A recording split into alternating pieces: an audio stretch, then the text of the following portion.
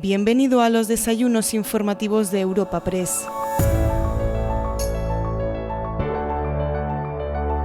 Te damos la bienvenida a una nueva edición de los desayunos informativos de Europa Press gracias al apoyo de Imperial Brands, Endesa, Fujitsu, Fundación Ibercaja, KPMG, Moeve, Telefónica y Veolia. El ponente protagonista de este desayuno informativo es el ministro de Asuntos Exteriores, Unión Europea y Cooperación, José Manuel Álvarez. En primer lugar, escucharemos la exposición inicial del invitado de hoy en nuestra tribuna informativa y a continuación mantendrá un breve coloquio con el director de Europa Press, Javier García Vila, quien trasladará algunas cuestiones planteadas por los asistentes a este desayuno informativo. La bienvenida e inauguración del encuentro ha sido realizada por Asís Martín de Caviedes, presidente ejecutivo de Europa Press, a quien escuchamos a continuación. Ministro de Industria y Turismo, querido Jordi, Defensor del Pueblo, querido Ángel, Delegado del Gobierno, querido Fran, Secretario de Estado de Justicia, Secretaria de Estado de Cooperación Internacional, Secretario de Estado de Asuntos Exteriores, Secretaria de Estado para Iberoamérica y el Caribe, diputados, senadores, embajadores, aquí me vais a permitir que no os cita a todos porque creo que he contado más de 40, autoridades, queridas amigos y queridas amigas, y bienvenidos todos y todas a los desayunos informativos de Europa Press, en un día en el que yo le decía al ministro que lo hemos escogido especialmente bien. ¿Y por qué lo hemos escogido especialmente bien? Porque realmente todos y todas aquí estamos viendo cómo el mundo está cambiando. Decía el ministro, y tiene razón, que lo que se ha construido durante décadas después de la Segunda Guerra Mundial está en este momento, digamos, en cuestionamiento. Es por tanto, querido ministro, que créeme que no es a mí, sino a ti, a quien queremos escuchar con enorme atención, pero solamente me vas a permitir una muy breve reseña curricular tuya e inmediatamente te paso la palabra. José Manuel Álvarez, es nacido en Madrid, es licenciado en Derecho y diplomado en Ciencias Empresariales por la Universidad de Deusto. Es diplomado también del curso de Defensa Nacional del CSDEN y máster en Gestión Cultural en el exterior por la Universidad Carlos III. Diplomático de carrera, ha estado destinado en Colombia, en Francia, en la REPER de la OCDE o ante la OCDE y fue elegido vicepresidente del Comité de Ayuda al Desarrollo en ese momento. Como sabemos, ha sido embajador de España en la República Francesa y secretario general de Asuntos Internacionales, Unión Europea, G20 y Seguridad Global en el gabinete del presidente del gobierno, actuando como sherpa del presidente tanto ante la UE como ante el G20. En julio del 21 fue nombrado ministro de Asuntos Exteriores, Unión Europea y Cooperación y ratificado en noviembre del 23. Fue elegido diputado por Madrid en Cortes Generales en agosto del 23. José Manuel Álvarez ha sido condecorado con numerosas distinciones nacionales e internacionales, entre que podemos destacar la Orden de Isabel la Católica, las grandes cruces de la República Federal de Alemania, de la República Italiana, de Suecia, del Reino de Dinamarca, de la República de Colombia, del Perú y del Reino de los Países Bajos. Seguro que me he dejado alguna, ministro, pero yo creo que esto da buena cuenta de tu persona y tu personalidad. De verdad, ministro, muchísimas gracias por estar hoy con nosotros en esta mañana tan singular y por favor, ocúpate la tribuna.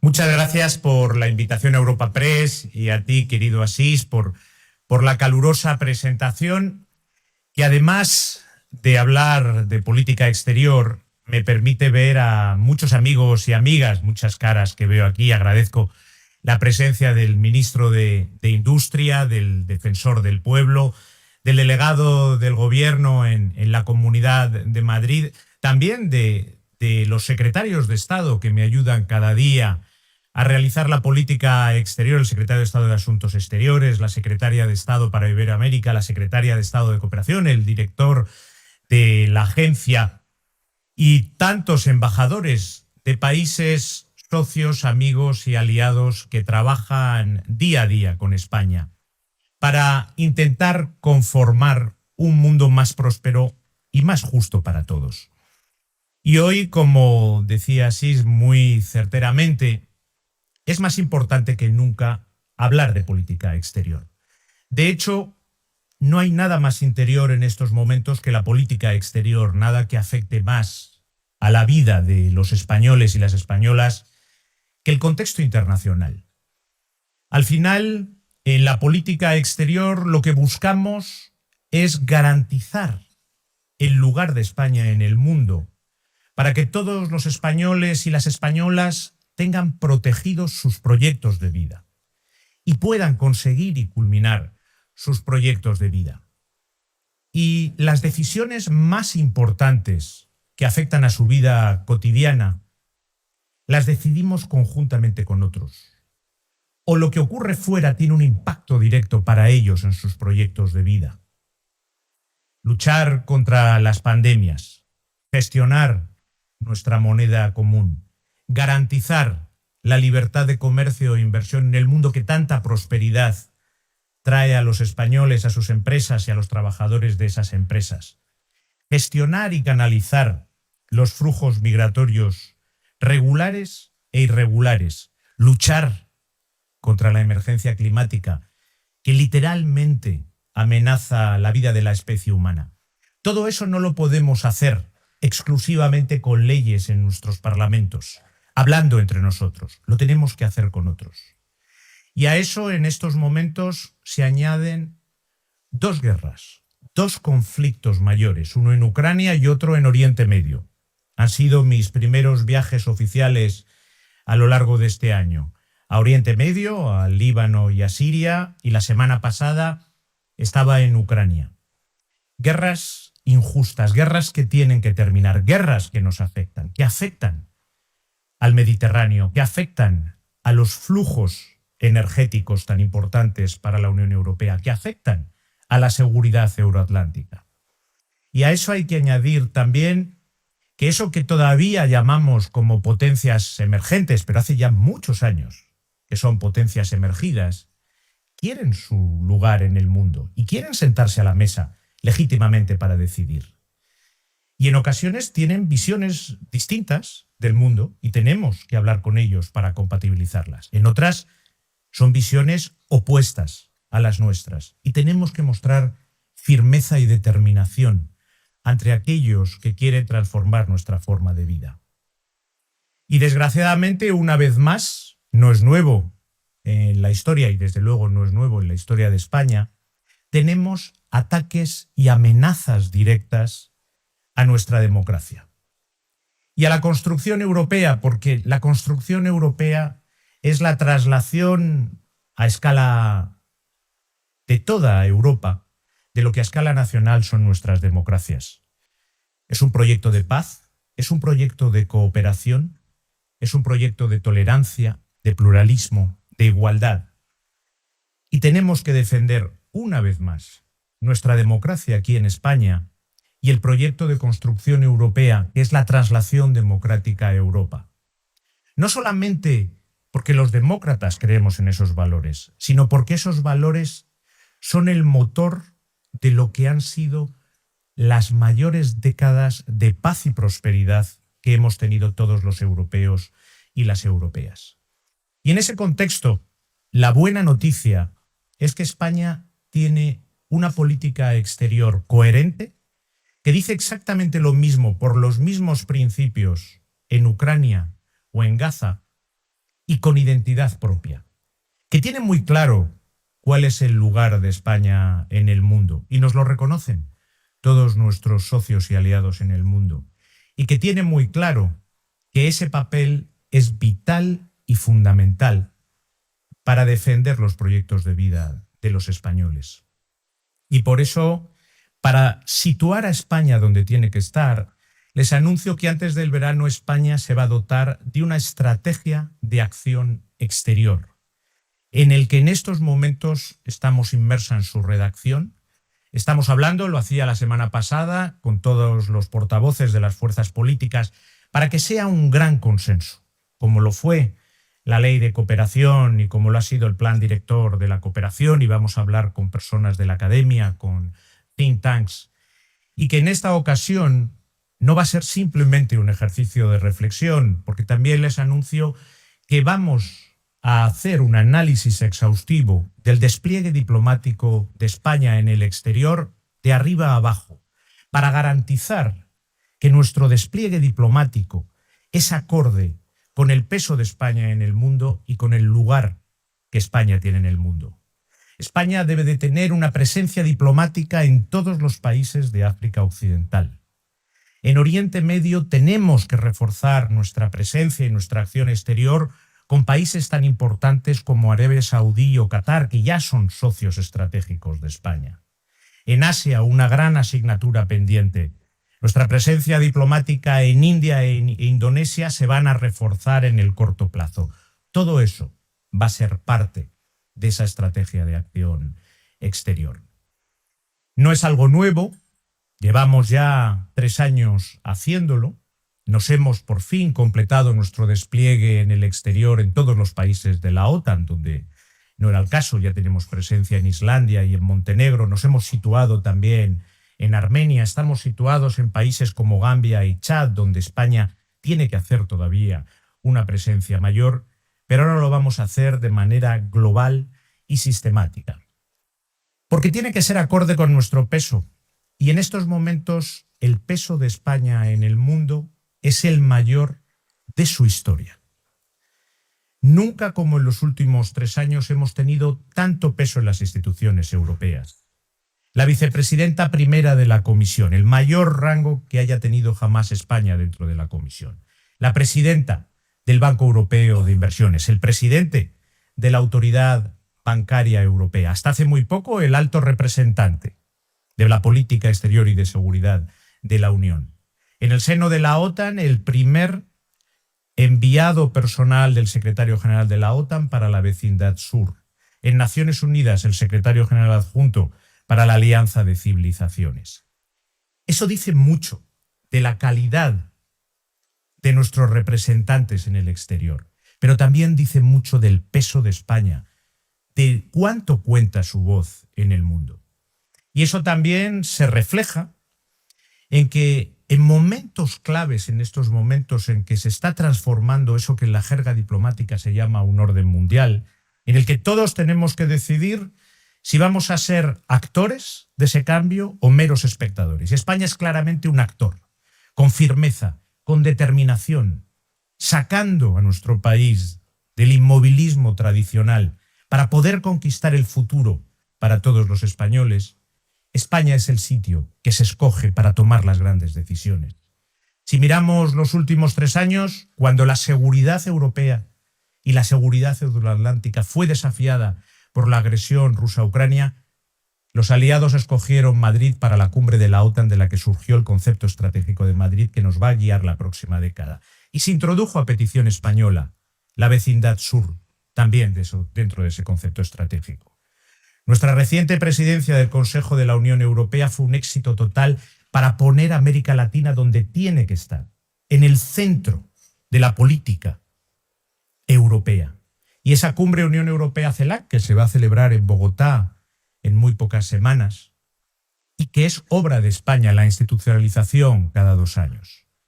Este año España va a volver a ser el centro del mundo político-diplomático, con una conferencia de Naciones Unidas para financiación al desarrollo que es absolutamente clave para conseguir una prosperidad, para terminar con la desigualdad que tanta inestabilidad crea y genera. Y así, del 30 de junio al 3 de julio, en Sevilla, todos los ojos del mundo se van a centrar en España, en la voz de España. Y el año que viene, y está aquí el secretario general iberoamericano, mi buen amigo, muchas gracias Andrés por estar esta mañana aquí, el año que viene se va a celebrar aquí en España la cumbre iberoamericana, por unanimidad de todos los países iberoamericanos, que han considerado que durante 2 años, ya tenemos la Secretaría pro tempore, es España quien debe impulsar esa comunidad, porque saben muy bien que todo español tiene 2 almas, una europea, sin duda, y lo demostramos en la presidencia del Consejo de la Unión Europea, pero otro alma también es iberoamericana y sentimos a nuestros hermanos latinoamericanos y sus necesidades como nuestras. Y en estos momentos estamos y vamos a seguir estando mucho más con la presidencia de la Cumbre Iberoamericana a su lado, proponiendo, impulsando esa comunidad. Y junto a todo eso, ese corpus doctrinal nuevo que estamos transformando en nuestra política exterior. Una nueva ley de cooperación, un nuevo plan director. Hace muy poco una estrategia de política exterior para África, que por primera vez en la historia de nuestra política exterior no se centra solo en África subsahariana, lo cual era completamente artificial, sino que también se ocupa del norte de África, donde están tantos amigos de España, tantos socios de España. Y ahora esa estrategia de política exterior. Y en esa conferencia, en Sevilla, ese va a ser un momento crucial. Un momento en el que o definitivamente perdemos todos juntos, la humanidad entera, el tren hacia conseguir los objetivos de desarrollo sostenible y el cumplimiento de la Agenda 2030, o damos el impulso definitivo, repensando esa financiación al desarrollo. Cada año, el gap para conseguir esos objetivos de la Agenda 2030, esos ODS, es de 4 billones de euros anuales. 20 veces más que la cooperación al desarrollo mundial. Y lo digo aquí delante de la secretaria de Estado de Cooperación y del director de la agencia. España apuesta por su agencia de cooperación. España apuesta por la cooperación al desarrollo. España apuesta por la ayuda oficial al desarrollo. La hemos doblado en la agencia de cooperación en los últimos 2 años. Hemos triplicado la ayuda humanitaria para que la solidaridad de los españoles, el 90% de los españoles, lo dicen las encuestas, apoyan la labor de España en cooperación. Para que esa solidaridad también llegue a los palestinos de Gaza, como está ocurriendo hoy, cuando está entrando en estos momentos en Gaza nuestra ayuda humanitaria. Para que podamos apoyar a UNRWA, la agencia indispensable para dar alimentación y educación a 6 millones de palestinos. Para, como anuncié la semana pasada en Ucrania, haya 10 millones de ayuda española para el sector de la salud y para ayuda alimentaria. Visitaba uno de los hospitales donde pude hablar con pacientes que habían tenido amputaciones terribles, civiles y militares, por los ataques indiscriminados que se están produciendo allí, como los que han ocurrido este fin de semana. Como hacemos en el Sahel, como hacemos en Centroamérica, como hacemos allí donde se necesita el impulso, el apoyo y la solidaridad de España. Va a haber debates importantísimos durante esa conferencia. España los estará liderando, pero no depende solo de España, lo tenemos que hacer entre todos. Tenemos que analizar temas como la fiscalidad internacional, como el peso de la deuda, como el apoyo que hay que dar a tantos emprendedores y al sector privado para que desarrolle esos países, el acceso a la financiación internacional de países que podrían reembolsar préstamos, pero que las propias condiciones de acceso a esos créditos les impiden tenerlo. En buena medida, el futuro de la humanidad pasa por lo que se decida en esa conferencia tan crucial de Sevilla. Y España va a seguir apostando por esa cooperación al desarrollo, va a seguir apostando por la financiación al desarrollo y va a seguir transformando su cooperación, como lo hemos venido haciendo desde hace 2 años, con una ley de cooperación. Y veo aquí a representantes de distintas fuerzas políticas. Yo quiero agradecer que esa ley de cooperación fue votada por todos los grupos parlamentarios en el Congreso y en el Senado, salvo uno, que no es que no le gustara la ley, es que no cree en la cooperación directamente, y yo creo que eso es una gran fuerza. Y también hemos reformado nuestra agencia de cooperación para hacerla todavía más ágil y flexible. Y estamos en estos momentos reforzando nuestra cooperación financiera en la línea de lo que queremos que marque esa conferencia de Naciones Unidas. Y, por supuesto, también el enfoque de género de nuestra cooperación y de nuestra política exterior feminista tiene que quedar plasmada en la conferencia de Sevilla.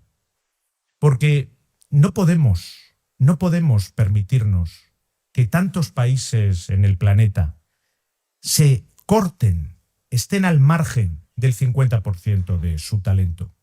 Estamos haciendo mucho internamente, en primer lugar, dentro de la carrera diplomática española, donde se ha tardado mucho en que las mujeres accedan a los más altos niveles de esa carrera.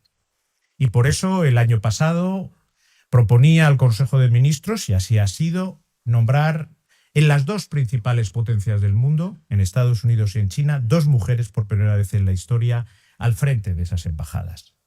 Las 2 últimas promociones de la carrera diplomática han sido por primera vez en su historia la primera paritaria de la historia de la carrera diplomática y la primera con más mujeres que hombres. Para que ahora cualquier mujer, cualquier niña que tenga como sueño ser diplomática un día, sepa que desde el acceso hasta los más altos puestos, todo está abierto a ellas. Se ha tardado demasiado, pero ya está aquí ese cambio. Como también se tardó demasiado en retirar de las sedes de las embajadas y del Ministerio de Asuntos Exteriores los símbolos franquistas, pero ya hemos retirado los escudos franquistas de la sede del Ministerio de Asuntos Exteriores. También hemos retirado todos los retratos de aquellos generales golpistas que estaban en distintas instituciones del Ministerio de Asuntos Exteriores, porque hay que garantizar ese lugar de España en el presente para poder conquistar claramente el futuro. Y eso va a estar muy presente en la Conferencia de Financiación al Desarrollo de las Naciones Unidas. El papel de las mujeres, apoyar a las mujeres en los países en desarrollo para que aporten ese 50% de su talento a ese otro 50% del país, que son los hombres.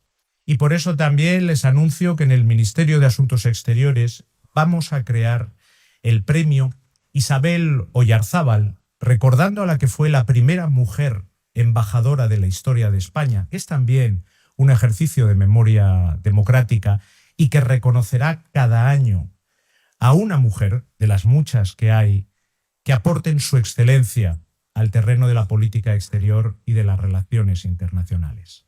En suma, estamos en un momento de cambio. Y en un momento de cambio en el que nadie puede permanecer inmóvil. España, desde luego, no lo está haciendo. Tenemos que sacar a España de lo que ha sido durante mucho tiempo inmovilismo o conformismo. El observar qué decidían otros y más o menos irnos sumando a ese consenso. España tiene hoy una política exterior con identidad propia, que llevamos con firmeza, con determinación, porque los tiempos lo exigen, porque los desafíos son muy grandes. No son ya simplemente los desafíos a posiciones absolutamente necesarias para garantizar el bienestar de los españoles. Son desafíos a la democracia. Son desafíos al proyecto europeo. Y por eso, para conquistar el futuro, estamos transformando con coherencia, diciendo lo mismo en todos los escenarios internacionales, pero también con nuestra propia identidad, la voz de España en el mundo que nunca había pesado como hasta ahora. Y seguiremos trabajando con nuestros socios, amigos y aliados en el mundo para conseguir un mundo más justo y más próspero para todos, empezando, por supuesto, por los españoles y las españolas. Muchas gracias. Muchas gracias, ministro.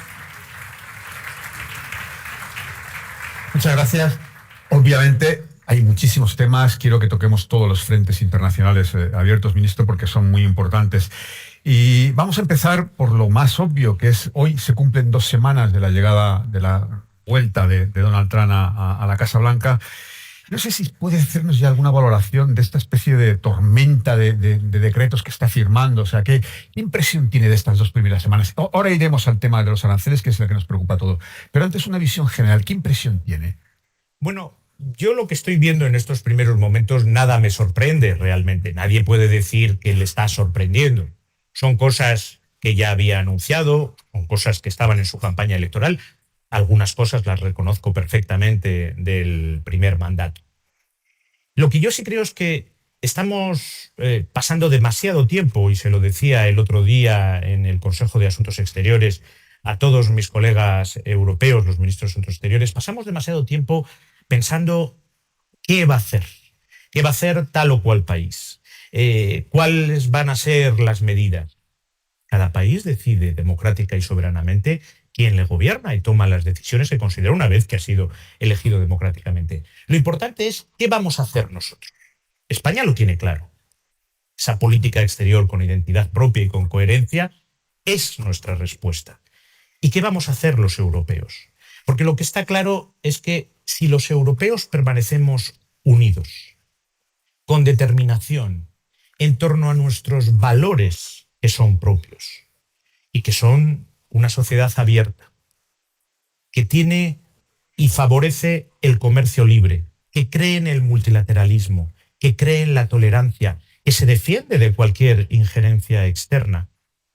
El proyecto europeo continuará garantizando la paz y la prosperidad de todos los europeos y, por supuesto, de los españoles, como hemos hecho hasta ahora. Y lo hemos demostrado, además, en los últimos años. Lo demostramos frente al COVID.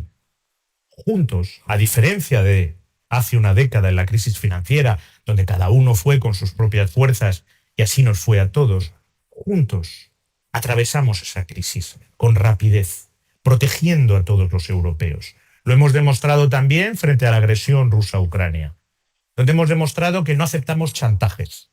El chantaje energético tuvo una respuesta, por cierto, con liderazgo y voz española una vez más, que fue la llamada excepción ibérica, que ya es la excepción europea, y que hoy garantiza unos precios muy bajos de la energía. Por lo tanto, lo importante no es lo que hagan otros, lo importante es lo que hagamos nosotros. En política exterior, uno nunca escoge las circunstancias que le vienen impuestas, pero siempre puede escoger la actitud ante ellas.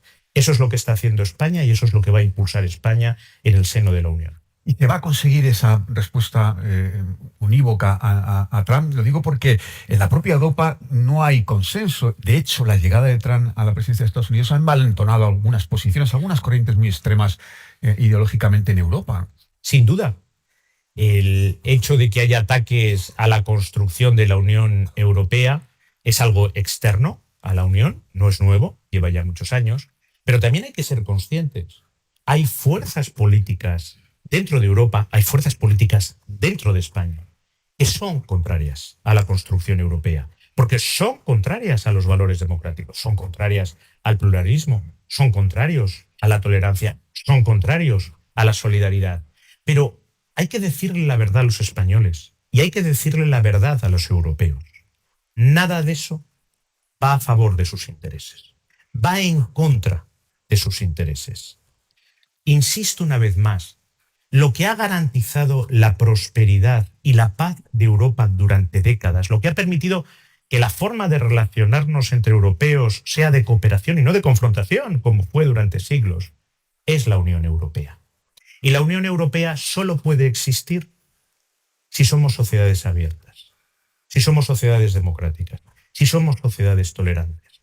La intolerancia, la ausencia de democracia, las sociedades cerradas sobre sí mismas son incompatibles con el proyecto europeo y, por lo tanto, son incompatibles con el crecimiento económico y la paz social. Y lo digo, además, siendo parte de un gobierno en el que bromean conmigo mis colegas europeos y me dicen el ministro del gobierno del milagro español. Porque en estos momentos tenemos unas tasas de crecimiento absolutamente envidiables por cualquier país del mundo, incluido Estados Unidos, Francia o Alemania. Estamos creciendo 4 veces por encima de la media europea. En estos momentos tenemos una creación de empleo absolutamente récord. No se ha visto nunca en la historia y al mismo tiempo tenemos una inflación controlada, una deuda controlada y paz social. Este gobierno hace las cosas dialogadamente, en consenso, lo cual demuestra que siendo proeuropeo, trabajando conjuntamente con los otros, también se es más eficaz. Y yo doy las cifras macro, pero esa eficacia tiene un impacto claro en la vida de los españoles. Por eso garantizamos las pensiones y las revalorizamos. Por eso incrementamos el salario mínimo interprofesional. Todo eso lo garantiza también el proyecto europeo. Vale, vamos a ir concretando, ministro. Trump ha anunciado ya aranceles para México, Canadá y China. Y ayer ya dijo que, por supuesto, habrá aranceles para la Unión Europea y volvió a quejarse de que los europeos les tratamos muy mal. ¿Qué espera exactamente de aranceles para Europa?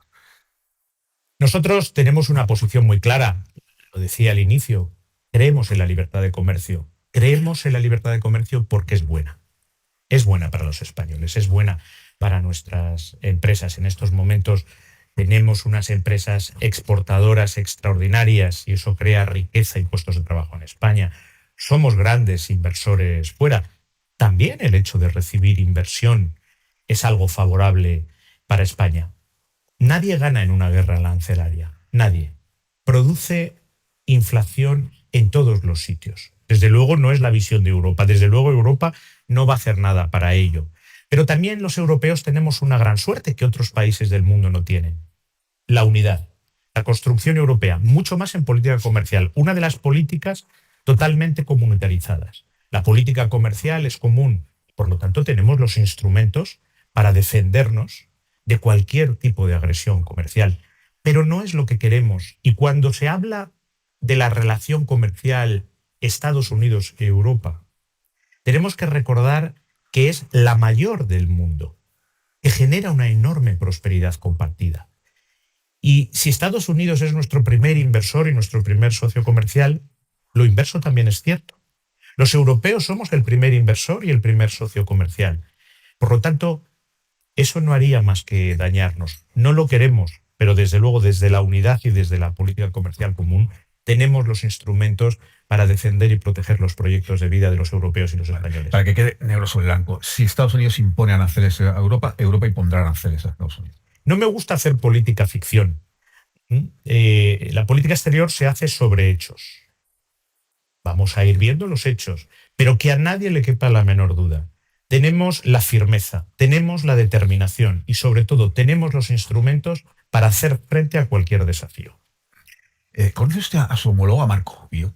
No le conozco todavía, pero seguro que le conoceré en breve. Vamos a coincidir en la ministerial de la OTAN como muy tarde, en pocas semanas. ¿Y cree que el hecho de ser hispano, hijo de cubano, aporta algo o puede mejorar el entendimiento, o eso al final es irrelevante? Bueno, para mí es siempre una felicidad que todos mis colegas en el mundo hablen un idioma global como es el español, y desde luego Cuba, igual que todos los países de América Latina, son países hermanos de España. Por lo tanto, hay un plus humano y una cercanía humana, sin duda, pero más allá de donde sea.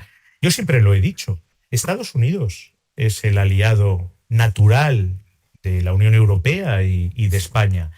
Y la extraordinaria relación que tenemos con Estados Unidos en estos momentos, se renovó esa declaración conjunta hispanoamericana 20 años después, es lo que queremos mantener, por supuesto.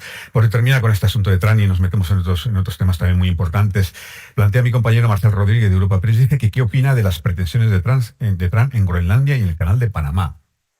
España tiene, como todos los países del mundo, muy claro cuáles son los principios de la Carta de Naciones Unidas, de ese orden que surge tras la Guerra Mundial y que levantamos en buena medida juntos, europeos y estadounidenses: la soberanía, la integridad territorial, y hay cauces multilaterales para cualquier diferencia que se pueda dar, pues poder hablar de ellos y poder resolverlos, igual que hay tratados internacionales que rigen pues los distintos pasos de agua. Hay un derecho internacional y unos principios muy claros. Ministro, el próximo día 24 se cumplen 3 años de la invasión de Ucrania por parte de Rusia. 3 años ya. ¿Qué podemos esperar? Esperar y trabajar desde el primer día de esta ya larguísima guerra de agresión es la paz. Por eso trabajamos desde el gobierno de España y por eso trabajamos todos los europeos desde el primer día. La semana pasada estaba allí en Ucrania y vi un país decidido, un país determinado a defender su libertad, a defender su soberanía. España les ayuda en ello, como les ayuda también a proteger a esos civiles indefensos que están siendo bombardeados día a día. Este fin de semana ha sido un fin de semana especialmente terrible. También apoyamos la protección del patrimonio de la humanidad que está siendo destruido, y con la directora general de la UNESCO creamos un hub en la ciudad de Leópolis. Hay que recordar, a punto de iniciar este cuarto año de guerra completamente injusta, que esta es la guerra de un solo hombre. Ni el presidente Zelensky ni los ucranianos lo han querido, ni los europeos, ni por supuesto el gobierno de España, y por lo tanto este hombre solo habla de seguir la guerra y de ganar la guerra, mientras que yo oigo al presidente Zelensky hablar de paz. Y el día que llegue la paz, que tarde o temprano llegará, nosotros sí tenemos unas premisas básicas. No se puede decidir nada sobre Ucrania sin Ucrania, porque es un Estado soberano con un gobierno legítimo. y no se puede decidir nada sobre la seguridad europea sin los europeos. Porque somos nosotros los actores principales de esa seguridad y porque llevamos 3, empezando un 4º año, de apoyo decidido a la democracia y a la libertad de Ucrania. Pero sí que parece que sin una mesa de negociación va a ser imposible acabar con el conflicto, ¿no? Le digo, los europeos vamos a seguir apoyando a Ucrania sin desfallecer. Le digo porque da la impresión de que empieza a haber un cierto cansancio, sobre todo en Alemania. Se habla mucho de eso, pero yo no lo constato. La semana pasada, el lunes pasado, hace una semana, teníamos un Consejo de Asuntos Exteriores donde se han renovado de nuevo los paquetes de sanciones a Rusia. Se conectó por videoconferencia nuestro colega ucraniano y tuvimos una conversación con él. Yo constato esa unidad y esa solidaridad. Todo el mundo es consciente que lo que está en juego en Ucrania, además de la soberanía y la integridad territorial de Ucrania, es también la seguridad europea e incluso una visión del mundo. Mire, si Rusia pierde esta guerra, por ponerlo de esa forma, lo único que ocurre es que Rusia ha perdido una guerra. Si Ucrania pierde esta guerra, Ucrania desaparece. Esa es la gran diferencia. Y si Ucrania desaparece, el mundo mañana será más inseguro, porque nadie estará libre de que su vecino más poderoso quiera por la fuerza arrebatarle una parte de su soberanía o de su territorio. Está en juego muchas cosas en Ucrania, incluido, por supuesto, y en primer lugar, la soberanía y la libertad de ese país.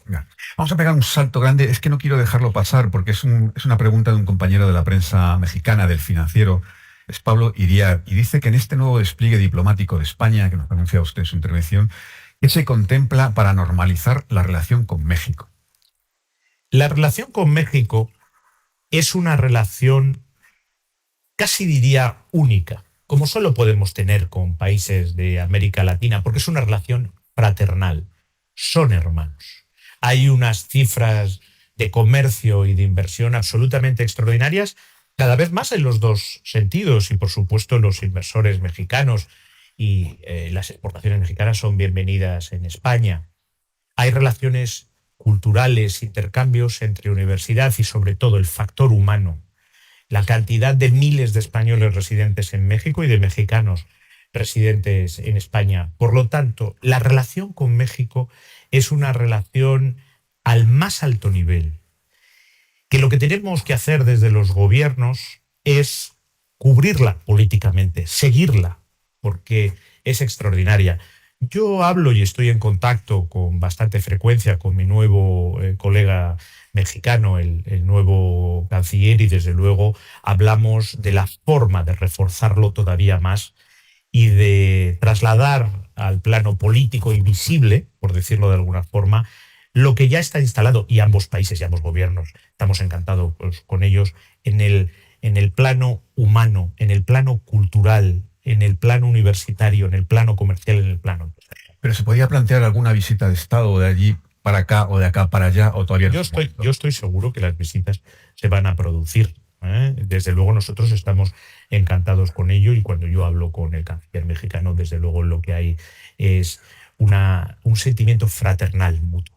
Pero ningún plazo para visitas de momento. En estos momentos no hay nada en agenda. Vale.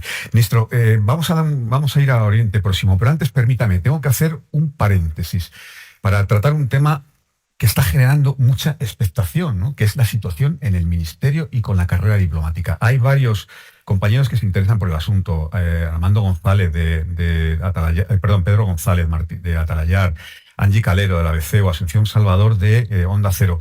Le planteo la pregunta que hace Asun porque creo que recoge un poco el sentir de todos. Dice, ¿qué opina de la carta en la que la Asociación de Diplomáticos Españoles denuncia falta de objetividad y de transparencia en el nombramiento de embajadores? Y añade, ¿hay fecha prevista para aprobar el reglamento de la carrera diplomática? Mire, el Ministerio de Asuntos Exteriores se rige por los cauces habituales y el nombramiento de embajadores, como siempre, se realiza porque es potestad del Consejo de Ministros. Ser embajador es uno de los puestos a los que puede pretender un funcionario diplomático. No hay unos plazos máximos ni mínimos para serlo, y lo que se intenta en todo momento es situar a la mejor persona en un país, en un contexto determinado, para una misión determinada. Todo embajador tiene una misión.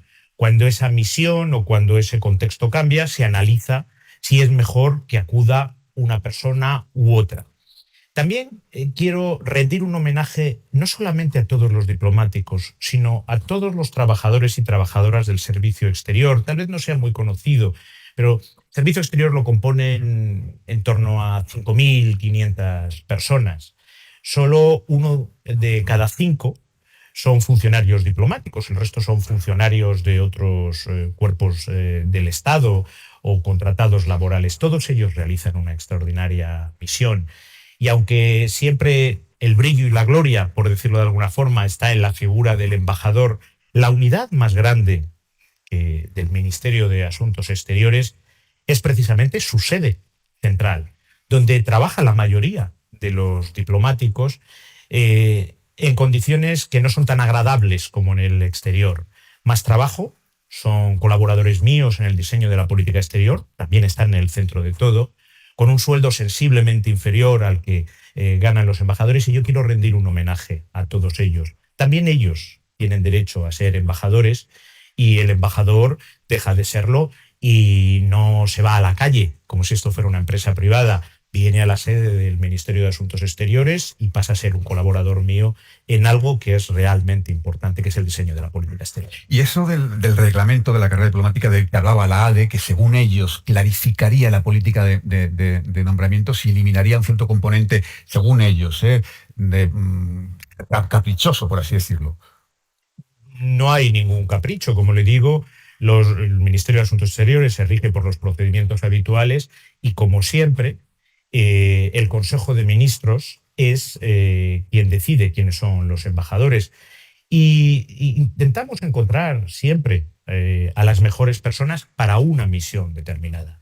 Por supuesto, hacemos abstracción completamente de sus ideas políticas. De hecho, embajadores en estos momentos nombrados por mí, hay figuras muy destacadas del Partido Popular, el ministro de Asuntos Exteriores de Mariano Rajoy, el jefe de campaña y jefe de gabinete de Mariano Rajoy. Por lo tanto, nosotros buscamos a los mejores en cada momento para una misión. Y sí hago un esfuerzo muy concreto por algo que yo creo que era un déficit muy grande en la carrera diplomática, que es situar a las mujeres en todos los niveles de decisión. Por eso tengo un equipo directivo paritario y por eso, por primera vez en la historia, 2 mujeres han ido destinadas como embajadoras a las 2 grandes potencias mundiales, Estados Unidos y China.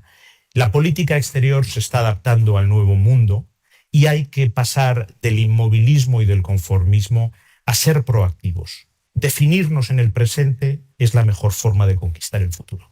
Bueno, pues solucionado el asunto. Ministro, vamos con Oriente Próximo. Usted estuvo hace 2 semanas en Siria.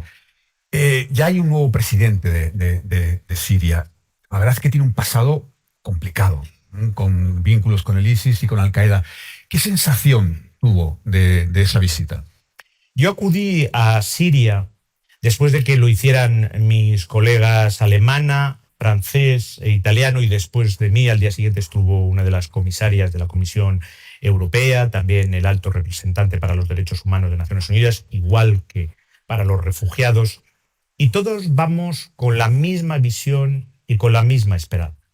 Ha caído una dictadura terrible. Yo pude visitar la cárcel de Zendaya, donde se calcula que se produjeron 30.000 ejecuciones extrajudiciales y hay 150.000 desaparecidos.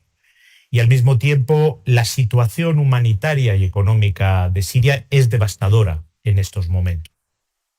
Fuimos todos, estamos yendo todos, y por eso el lunes pasado también tomamos la decisión de levantar parcialmente las sanciones que se habían impuesto al régimen de Assad, porque eran sanciones para otro tiempo, y porque lo que hacen es coartar la entrada de ayuda humanitaria y ayuda de reconstrucción económica tan necesaria para Siria en estos momentos. Y lo que nosotros buscamos es garantizar que el futuro de Siria vuelva a ser un futuro inclusivo, un futuro pacífico y un futuro que garantice la integridad territorial del país. Yo me entrevisté con representantes de las mujeres sirias, no tuve ningún problema para hacerlo, y me entrevisté también con representantes de las minorías étnicas y religiosas y tampoco tuve ningún problema.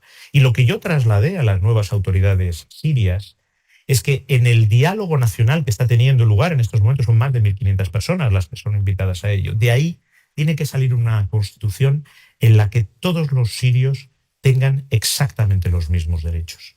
Tiene que salir una Siria que esté libre de injerencias extranjeras y que sea un factor de estabilidad y no de inestabilidad en Oriente Medio. Siria se encuentra en estos momentos en un parteaguas. Puede haber una involución muy grande y esa es una gran preocupación para mí. Iría en contra de los derechos de las mujeres y de las minorías y que haría que Siria quedara en manos de influencias externas, o podemos conseguir un nuevo camino hacia una Siria inclusiva para todos. Esa es la apuesta que estamos haciendo. Pero este hombre, ya presidente, ¿le pareció fiable? Sus hechos le juzgarán. Uno no se guía en política exterior por impresiones, sino por objetivos que quiere alcanzar.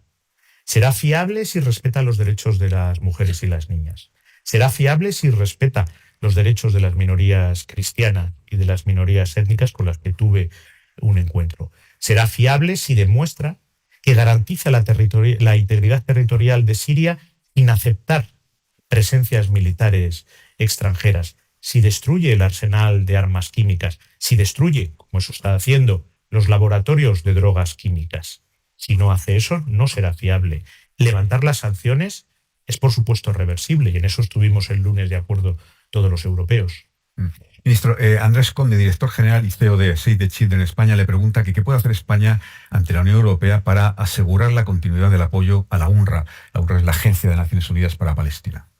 Es una muy buena pregunta y lo que le diría es que si la Unión Europea sigue apoyando a la UNRWA es en buena medida por el impulso de España.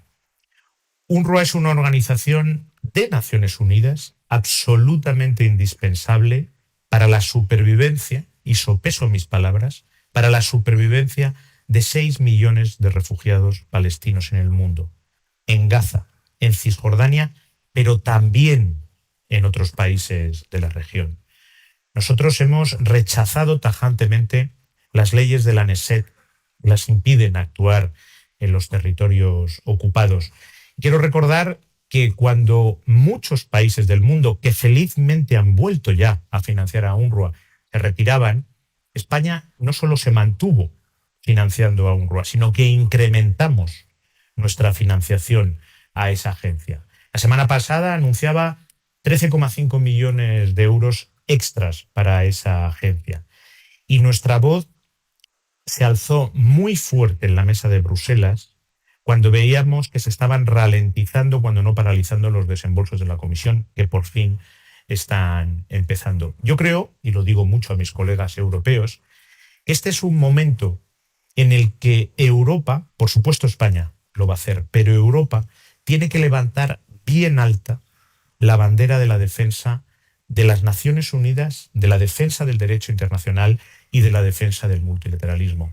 Este es un momento en el que los ojos de eso que ahora se llama el sur global miran a Europa más que nunca y nos juzgarán ante la historia por cómo actuemos. Desde luego, España lo tiene claro. Apuesta por la ONU, apuesta por el multilateralismo, apuesta por el derecho internacional y apuesta por la UNRWA y el Estado palestino. Ahora hay un alto el fuego, pero ¿qué podemos esperar del conflicto en Palestina? Nosotros lo que queremos es que ese alto el fuego en Gaza, pero también en Líbano, se consolide y sea permanente. 47.000 palestinos inocentes muertos son más que suficientes. También lo son los casi 2.000 israelíes muertos.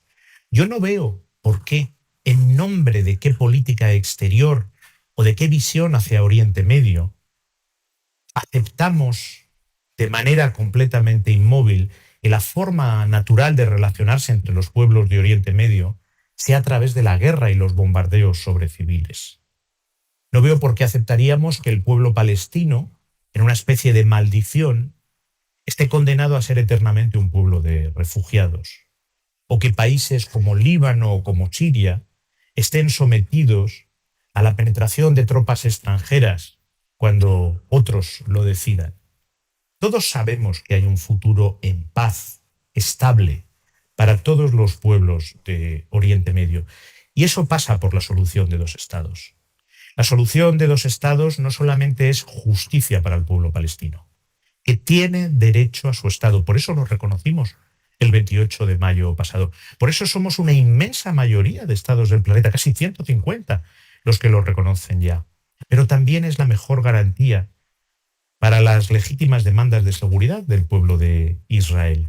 Nosotros somos favorables y vamos a hacer todo lo posible para que ese Estado palestino exista, para que conviva en buena vecindad y en prosperidad y seguridad compartida con el Estado de Israel, para que todos los países árabes de la región normalicen sus relaciones con Israel. Y esta idea de Trump de que Egipto y Jordania acojan a millones de palestinos, puesto que Gaza ha quedado arrasado literalmente, ¿qué le parece? Jordania y Egipto se han pronunciado inmediatamente y muy claramente rechazándolos. La política exterior de España lo tiene muy claro. Gaza es la tierra de los gazatíes. Gaza es la tierra de los palestinos gazatíes. Gaza es parte del futuro Estado palestino. Ministro, uno de nuestros clásicos, Venezuela. Usted siempre ha defendido una solución dialogada en Venezuela de los propios venezolanos y además siempre comenta usted que mantienen contactos tanto con el gobierno como con la oposición. ¿Ha habido algún contacto nuevo desde el día 10, desde que tomó posesión otra vez Maduro? Le contesto ahora a su pregunta, pero sobre Venezuela veía ayer las imágenes del enviado personal de Trump dándole la mano a Nicolás Maduro y conversando un poco sobre el futuro común. Y la reflexión que me hacía es, espero que hoy el Partido Popular y Vox presenten una PNL pidiendo la condena de esa acción. ¿Qué dirían si fuera un secretario de Estado español? A ver cómo se comportan esas dos fuerzas políticas. Estoy deseando leer su PNL al respecto. Los contactos que tenemos son públicos. Y lo he dicho, yo creo que fue el segundo o tercer día de mi nombramiento como ministro de Asuntos Exteriores. Mientras yo sea ministro de Asuntos Exteriores de España, voy a hablar con el gobierno de Venezuela y con la oposición de Venezuela. Y lo hago abiertamente. Y nosotros queremos que la democracia avance en Venezuela. Ese es el principal objetivo de ese diálogo. Y así nos lo pide la oposición venezolana. Eso es lo que me piden cuando hablo con ellos. Y hablo con todos ellos, evidentemente con Edmundo González, al que hemos concedido el estatuto de asilo aquí en España. Lo hago con relativa frecuencia. Pero esa solución tiene que ser política, tiene que ser pacífica, tiene que ser genuinamente venezolana. Y también pienso en los 350.000 españoles que viven en Venezuela. También pienso en los líderes opositores que saben la importancia de que España tenga su embajada abierta y un embajador al frente, para que allí puedan obtener una protección que les permita estar libres en Madrid, como está Edmundo González y Leopoldo López hoy, en vez de presos en Caracas. También pienso en esos 200.000 venezolanos que están aquí, 125.000 de ellos con un estatus muy especial que ha dado este gobierno. 120.000 con ese estatus este gobierno. 24 el gobierno de Mariano Rajoy del Partido Popular. Unos mucho hablar, otros, nosotros, mucho hacer. Yo en política exterior y muy claramente en Venezuela estoy en hacer, no en hacer qué hago, como otros. Y esa es la línea que nos hemos marcado y que vamos a seguir teniendo. Lideramos también la posición en Europa, que es muy clara y muy firme, y por ahí nos vamos a mantener. Lo que pasa, ministro, que como yo no soy diplomático ni soy ministro, me puedo expresar quizá con más libertad que usted. Claro, usted habla de avanzar hacia la democracia en Venezuela. ¿Es posible mientras gobierne Maduro? ¿No hay posibilidad de ningún avance hacia la democracia? Lo que me pide la oposición es que intentemos posibilitar que se sienten a la mesa y que haya un diálogo. Y en eso estamos. ¿Y eso sería con Edmundo González? Con quien decida la oposición. Yo no soy el representante de la oposición, ni puedo hablar en su nombre. Y luego también veo que hay mucho tema sobre Venezuela en España, mucho opinador. Y a esos opinadores lo que les diría es que el papel de España en Venezuela, y muy claramente al Partido Popular, no es importar la división de los venezolanos a España, sino unir a los venezolanos en Venezuela. Y también le digo que hace ya muchas semanas, y no dejaré de insistir, que espero las excusas del señor Feijóo por haber injuriado y calumniado gravemente al Servicio Exterior de España, cuando él y un eurodiputado, ahora mismo no recuerdo su nombre, decían que la Embajada de España en Caracas se preparaba un golpe de Estado y se torturaba. Yo espero que de esas injurias y esas calumnias al Servicio Exterior de España y a sus familiares el señor Feijóo se disculpe algún día. Bueno, ministro, vamos acercándonos al final, pero todavía nos queda otro clásico de las relaciones diplomáticas españolas, que es Marruecos. Defiende que estamos en un momento, en el mejor momento de las relaciones diplomáticas entre los dos países. Pero lo cierto es que hace 2 años que no hay ninguna reunión de alto nivel. ¿Se puede preparar alguna reunión de este tipo para los próximos meses? Efectivamente, estamos en el mejor momento de la historia de nuestra relación con Marruecos. Vemos, por ejemplo, ahora que el comercio mundial hoy en día está muy en la prensa precisamente hoy. Es uno de nuestros grandes socios comerciales, 24.000 millones de euros ya de comercio bilateral, solo superado por Estados Unidos y por el Reino Unido. Una cooperación ejemplar envidiada por los socios europeos, tanto en el control de los flujos migratorios irregulares, en la lucha contra las mafias que trafican con seres humanos, en la lucha también contra el terrorismo. Y, por supuesto, los encuentros, los intercambios. Yo hace unas semanas, en los márgenes de la Alianza de Civilizaciones en Lisboa, tuve un encuentro con mi colega, el ministro de Asuntos Exteriores. Todo eso se va a ir produciendo, por supuesto. Yo creo que es mutuamente beneficioso para todos nosotros. Y, además, ese extraordinario momento de nuestras relaciones bilaterales también se extiende al resto de nuestros vecinos con los que tenemos una frontera terrestre. Ahí está Francia, con el que hemos firmado el primer tratado de nuestra historia, de nuestra larguísima historia. Somos 2 de los estados más antiguos de Europa que acabamos de enviar a las Cortes para su ratificación, el Tratado de Barcelona, que sigue a un convenio de doble nacionalidad que ya está en vigor y a una estrategia de cooperación transfronteriza para esa población que vive a caballo de los 2 lados de los Pirineos, o las cumbres que hacemos año a año con Portugal.